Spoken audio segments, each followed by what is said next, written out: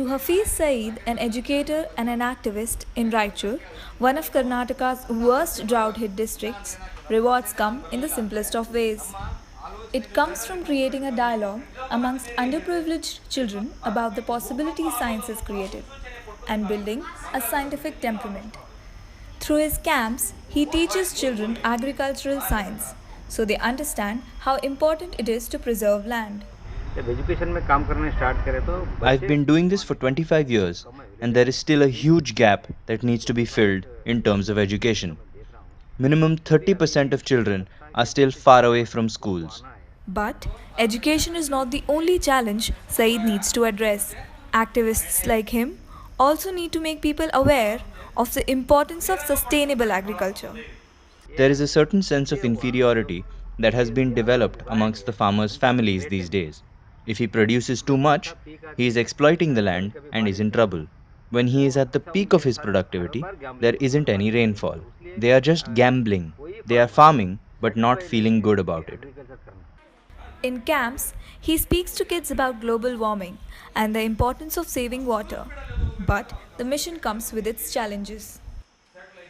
It has always been challenging, and it will continue to be. When we try to promote education, the villagers ask, "Are you going to give me a job?" Or when we say that you will not get water after 70 years, you need to conserve it, they say, "We will die by that time.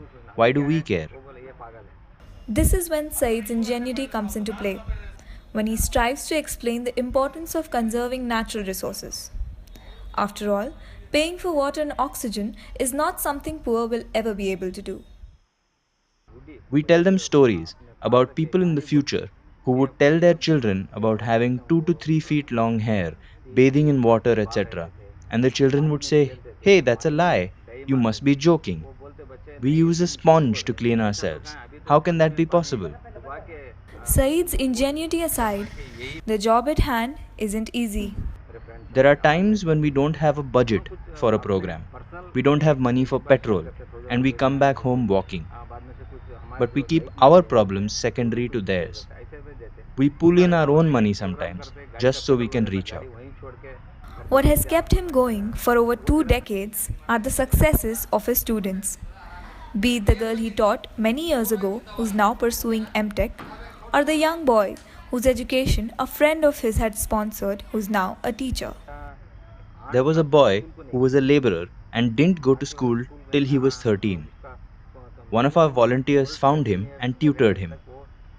He secured 74% in class 10, after which he secured 74% again in class 11 science.